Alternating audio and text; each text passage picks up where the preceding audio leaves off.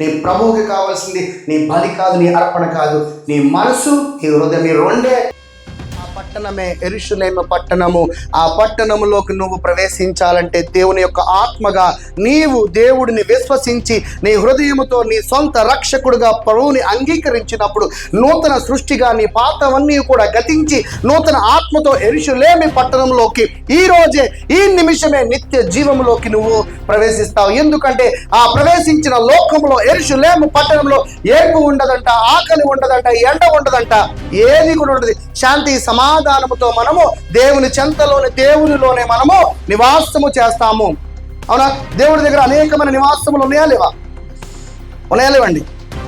అనేకమైన నివాసములు నా దగ్గర కలవు అంటున్నాడు. ఏంటి ఆ నివాస స్థలములు చెప్పగలరా? ఆకాశం, భూమియా? నీ హృదయమే. ఎన్ని నివాసాలు ఉన్నాయి ఇక్కడ? ప్రతి ఒక్కడే ఉన్నాడు. తలుపు తడితే నీలోకి నేను వస్తాను అన్నాడా లేదా? అది నీ నివాసమే కదా.